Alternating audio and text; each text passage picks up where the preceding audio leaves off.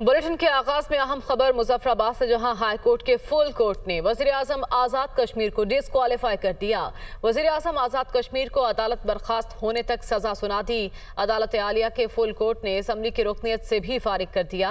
वजीर आजम आज़ाद कश्मीर तनवीर इलियास तौहीन अदालत के मुर्तकिब हुए, अदालत की जानिब से कहा गया। इसके अलावा आज़ाद कश्मीर हाई कोर्ट ने चीफ इलेक्शन कमिश्नर को नए वजीर आजम के लिए खत लिख दिया है। यह अहम खबर है जिससे मुतालिक आपको अपडेट कर रहे हैं। मज़ीद तफसीलात जान लेते हैं। हमारे साथ मौजूद है नुमाइंदा दुनिया न्यूज़ मोहम्मद इकबाल मीर। इकबाल, आगाह कीजिएगा, क्या फैसला सामने आया? जी बिल्कुल, आज़ाद जम्मू कश्मीर हाई कोर्ट की जानब से जो तनवीर इलियास हैं उन्हें वज़ीर आज़म के ओहदे और रुकने कानून साज असम्बली से डिस्क्वालीफाई कर दिया है। और इसके बाद आज़ाद जम्मू कश्मीर सुप्रीम कोर्ट में भी तौहीन अदालत के हवाले से चूँकि केस की समाअत थी और तनवीर इलियास को 2:30 बजे का टाइम दिया गया था, वो थोड़ा ताख़ीर से पहुंचे, जिस पर तनवीर इलियास ने जो है सुप्रीम कोर्ट में जो है अदालत से माफ़ी भी मांग ली है। इसके बाद चीफ जस्टिस ने वज़ीर आज़म वक्त थे तनवीर इलियास को मुखातब करते हुए कहा कि आपने अदालतों के खिलाफ तौहीन अमेज ज़बान जो है वो इस्तेमाल की है, जिसकी वजाहत करें। और साथ ही ये भी कहा कि आपको किसने कहा कि अदालतों के मुतालिक ऐसे बयानात दें। और साथ ये भी कहा कि हम नौकरी कर रहे हैं, हम इज्जत के लिए कर रहे हैं। और जो चूंकि तनवीर इलियास को ये भी कहा कि हमें कोई प्राप्त करने की जरूरत नहीं, हम 6 माह से ज्यादा भी सजा सुना सकते हैं। और सदा तनवीर इलियास से तहरीरी जवाब। मोहम्मद इकबाल, आप अपडेट कर रहे थे। आज़ाद जम्मू कश्मीर सुप्रीम कोर्ट में तौहीन अदालत केस की समाअत। तौहीन अदालत केस में सरदार तनवीर इलियास को तहरीरी जवाब के लिए 2 हफ्ते की मोहलत दे दी गई। सरदार तनवीर इलियास ने देर से आने पर सुप्रीम कोर्ट से माजरत कर ली। आपने अदालतों के खिलाफ तौहीन आमेज ज़बान इस्तेमाल की, वजाहत करें। चीफ जस्टिस की जानिब से ऐसा कहा गया। आपको किसने कहा अदालतों के मुतालिक ऐसे बयानात दें? आप जब हमारी डोमेन में घुसेंगे तो हम आपको छोड़ेंगे? हम 6 माह से ज़्यादा भी सज़ा सुना सकते थे। चीफ जस्टिस सुप्रीम कोर्ट की जानिब से दौरान समाअत ये रिमार्क्स दिए गए। मज़ीद तफसीलात जान लेंगे। असलम मीर हमारे साथ मौजूद है। असलम, आगाह कीजिएगा। देखिए, इससे पहले जो है हाई कोर्ट के 5 रुकनी फुल बेंच ने जो है वो सरदार तनवीर इलियास को आज़ाद कश्मीर कानून साज असम्बली की जो रुकनीत है उससे नाअहल करार दिया। और जब एक रुकनी असम्बली नाअहल हो जाए तो उसके बाद अगर वो वजीर आजम हो या कैबिनेट का रुकन हो तो वो उस मनसब पे नहीं रह सकता है। लेकिन आज जो है इस केस की समाअत की ये जो तौहीन अदालत का नोटिस इनको जारी किया गया था सुप्रीम कोर्ट में आज ये पेश हुए है, तो वहाँ पे भी उन्होंने जो honourable chief justice supreme court of Azad Jammu and Kashmir justice Raja Saeed Akram, उन्होंने उनसे मुकालमा किया। उन्होंने कहा कि हम यहाँ पे इज्जत के लिए नौकरियां कर रहे हैं और आप अदालत के हवाले से इस तरह के बयानात दे रहे हैं, हमें ये उम्मीद नहीं थी। और आपको ये मालूम होना चाहिए कि रियासत के अंदर यानी कि आज़ाद जम्मू और कश्मीर के अंदर हर एक इदारा जो है वो अपने डोमेन में जो है वो रहतिकाम कर रहा है। तो आपने हमारे डोमेन में जो है वो घुसने की कोशिश की है। तो आपको ये मालूम होना चाहिए जनाब वजीर आजम कि अदालत जो है इस पे 6 माह की सजा भी सुना सकती है। लेकिन इस वक्त जो आज़ाद जम्मू और कश्मीर में सरदार तनवीर इलियास अब क्योंकि वजीर आजम नहीं रहे हैं, आज़ाद कश्मीर कानून साज असम्बली का जो तरीकाकार है, जब एक रुकनी असम्बली को नाअहल करार दिया जाए तो उसके बाद वो अपने मनसब पे अगर वो वजीर आजम हो या वजीर हो वो नहीं रह सकता। तो अब तनवीर इलियास जो है वजीर आजम आज़ाद कश्मीर नहीं है। असलम, ये बताइए कानूनी ऑप्शंस क्या हैं इस वक्त तनवीर इलियास के पास? देखिए, कानूनी ऑप्शन जो है तनवीर इलियास साहब के पास ये है कि सुप्रीम कोर्ट ने उनको 2 हफ्ते की मोहलत दी है कि वो अपना तहरीरी बयान जो है वो यहाँ पे जमा कराए। लेकिन इससे कबल के सुप्रीम कोर्ट से बाहर ये केस अब हाई कोर्ट में इसका फैसला आ चुका है। अब हाई कोर्ट के इस फैसले के हवाले से जो है आज़ाद कश्मीर के साबिक वजीर आजम वो सुप्रीम कोर्ट में अपील दायर कर सकते हैं। लेकिन अब तक जो फैसला है उसमें अब सरदार तनवीर इलियास जो है वो प्राइम मिनिस्टर नहीं रहे हैं। और इसके लिए अब ये है कि आज़ाद कश्मीर के आईन और कानून के मुताबिक जो मोस्ट सीनियर वजीर हैं वो अब जो है कायम मकाम वजीर आजम बनेंगे। और इसके बाद जो है आज़ाद कश्मीर कानून साज लेकिन का जो है ये नुक्ता समझने का है कि 2 हफ्ते की अगर मोहलत दी गई है तो इन 2 हफ्तों का क्या मतलब है? मोहम्मद इकबाल हमारे साथ मौजूद है, उन्होंने भी ज्वाइन कर लिया, उनसे तफसीलात जान लेते हैं। इकबाल, आपके पास खबर है?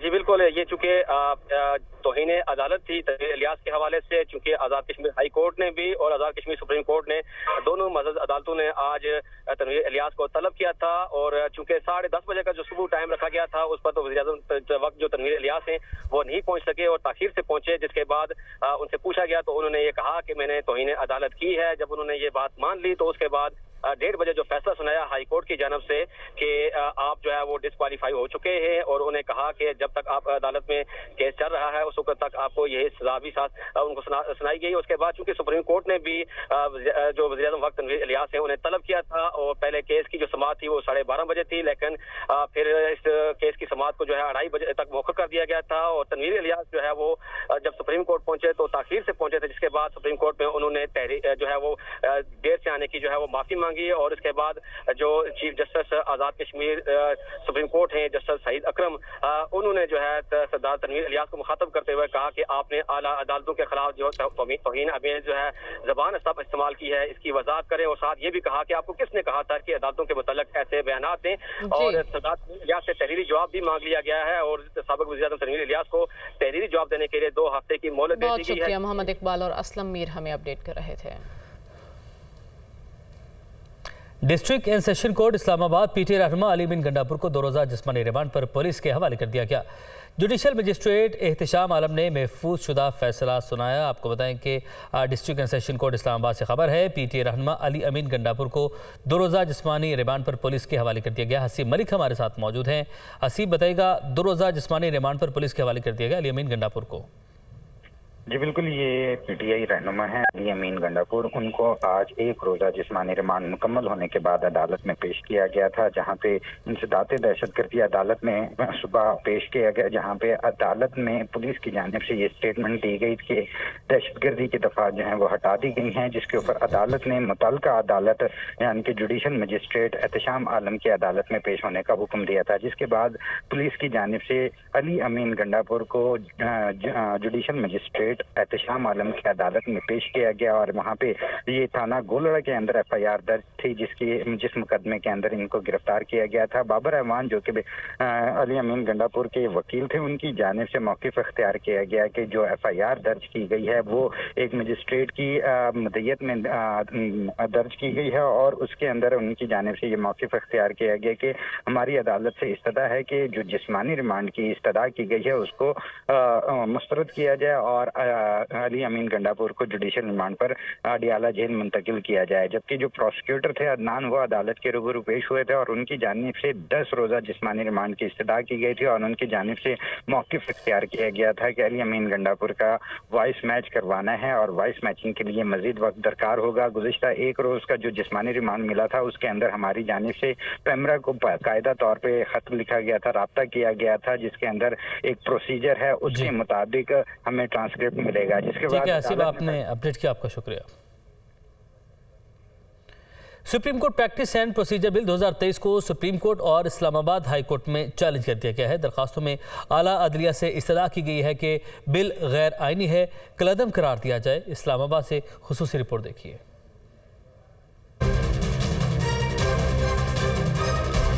चीफ जस्टिस पाकिस्तान के इख्तियारात महदूद करने का मामला। Supreme court practice and procedure bill 2023 मंजूरी के 24 घंटे के अंदर ही चैलेंज, कालादम करार देने की इस्तदा। सुप्रीम कोर्ट में मोहम्मद शफी मुनीर एडवोकेट ने बिल को चैलेंज करते हुए इस्तदा की कि बिल को गैर कानूनी और गैर आईनी करार दिया जाए। सुप्रीम कोर्ट के रूल्स बनाने का इख्तियार सिर्फ सुप्रीम कोर्ट को ही हासिल है। दूसरी तरफ एडवोकेट सईद आफ्ताब ने इस्लामाबाद हाई कोर्ट में दरखास्त दायर करते हुए मौक़िफ़ इख्तियार किया कि बुनियादी मुतालबा सिर्फ आर्टिकल 184 के तहत फैसलों के खिलाफ हक की अपील का था। अपील का हक चीफ जस्टिस पाकिस्तान के इख्तियारात में कमी लाए बगैर दिया जा सकता था। हाई कोर्ट की तर्ज पर इंट्रा कोर्ट अपील का हक दिया जा सकता था। दरखास्त में बिल को कलअदम और समाअत मुकम्मल होने तक मुअत्तल करने की इस्तदा की गई। और अब जिक्र वज़ीर-ए-आज़म के मुआविन खुसूसी अता तारड़ का, जो कहते हैं कि हमारे दस्तखत भी असली हैं, हुकूमत भी असली, आपका लीडर जाली है। आइन की रूह यही है कि पूरे मुल्क में एक वक्त में इंतखाबात कराए जाएं।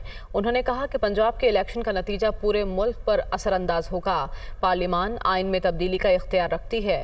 वो इस्लामाबाद में न्यूज़ कॉन्फ्रेंस कर रहे थे। सरकारी फ्लैट में नाजायज काबिज के तौर पर रहने वाले फवाद चौधरी को जाली दस्तखत का इल्जाम लगाते हुए शर्म आनी चाहिए थी, मगर शर्म उसको आती जिसके पास हो।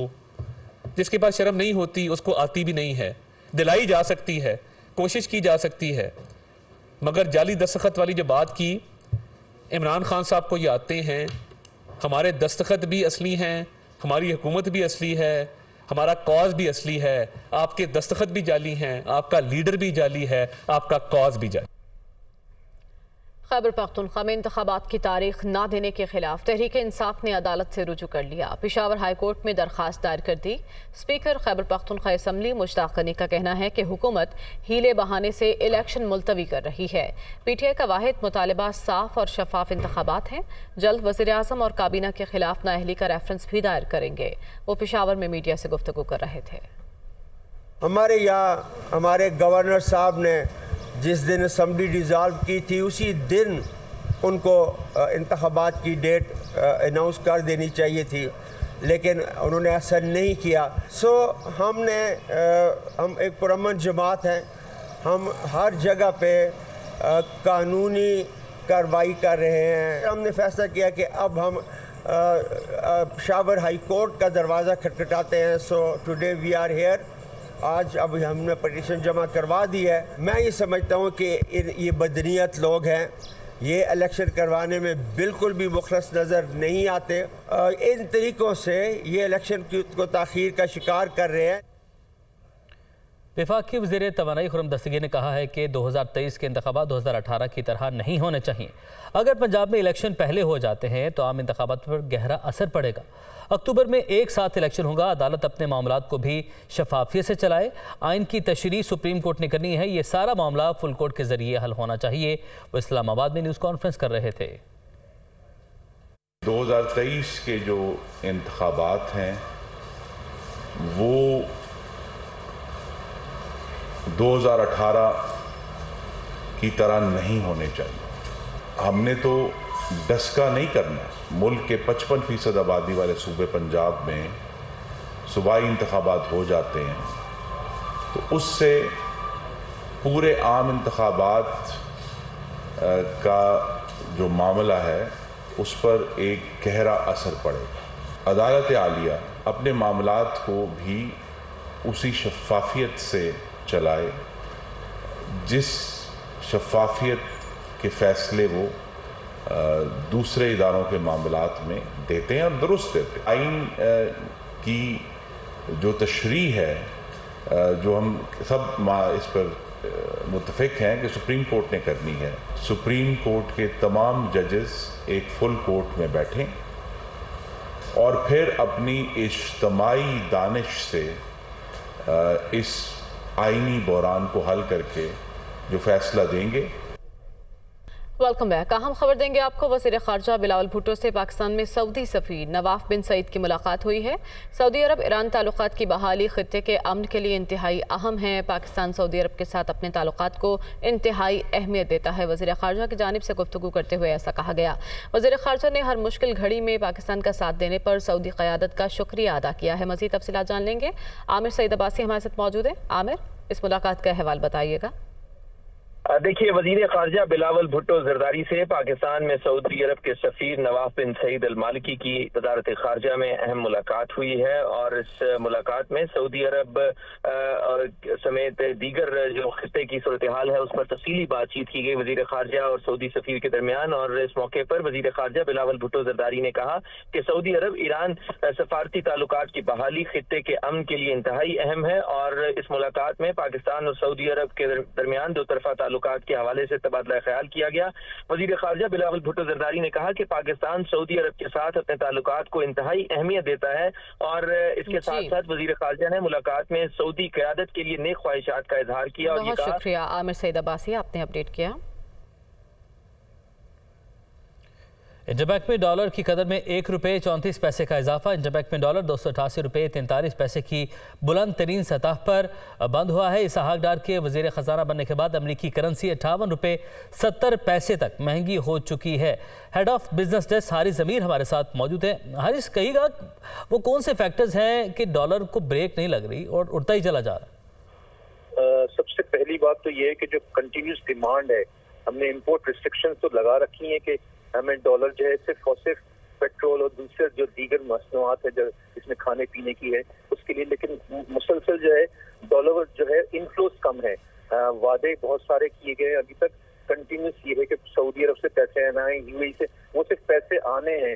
IMF से भी डील का ताखीर का शिकार है, इसकी वजह से कंटिन्यूस प्रेशर है। और दूसरा ये कि नेक्स्ट वीक से फिर ईद की तातीलात हो जाएंगी, तो इम्पोर्टर्स जो है अपनी शॉप कवरिंग कर रहे हैं ताकि जो है मजीद परेशानी ना हो। तो मेन रीजन ये है कि आपकी जो है इम्पोर्ट की IMF से ताखीर है, प्लस ये कि रेमिटेंसेज और एक्सपोर्ट्स भी गिरी हैं, जिसकी वजह से मजीद प्रेशर पड़ा हुआ है रुपये के ऊपर। ठीक है हारिस ज़मीर, आपने अपडेट किया, आपका शुक्रिया।